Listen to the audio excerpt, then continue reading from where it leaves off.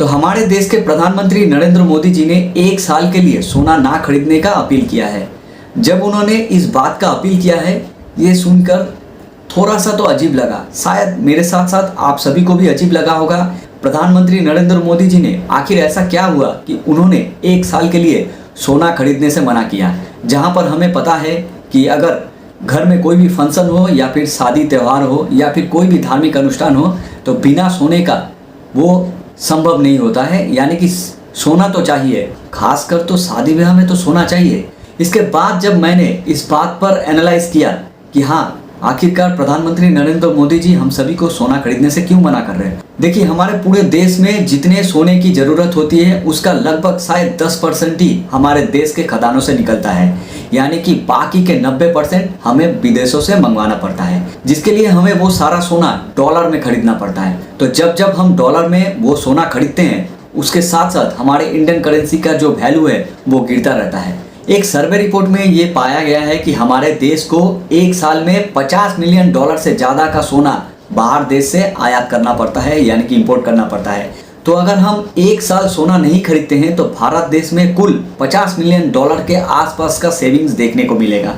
तो जिससे ये फ़ायदा हो सकता है कि हमारे इंडियन करेंसी में भी इम्प्रूवमेंट देखने को मिलेगा। वहीं 1947 से पहले $1 बराबर 3 रुपया था और अब देखिए $1 बराबर लगभग 92 रुपया हो चुका है। तो कितना फर्क हो चुका है। डॉलर तो 92 रुपया का बराबर चला गया, जहां $1 बराबर 3 रुपया था। तो विदेशों ने तो काफ़ी तरक्की कर लिया और हमारे देश के करेंसी में देखिए कितना गिरावट आ चुका है। वहीं अगर इसका हम दूसरा कारण देखते हैं तो क्रूड ऑयल का जो समस्या हमारे देशों में फिलहाल जो देखने को मिल रहा है, क्रूड ऑयल हो या फिर गैस हो, तो जो ईरान के साथ जो युद्ध हो रहा है जिसके चलते हमारे देश को क्रूड ऑयल बोलिए, गैस बोलिए, कितना महंगा में खरीदना पड़ रहा है।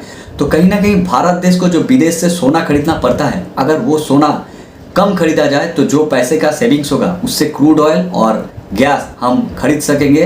तो फ्यूचर में हमारे देश में इस तरह के क्राइसिस हमें ना देखने को मिले और हम उसके लिए पहले से प्रिपरेशन रहे, इसके लिए प्रधानमंत्री जी ने हम सभी से आवेदन किया है कि हम सिर्फ 1 साल के लिए सोना ना खरीदें।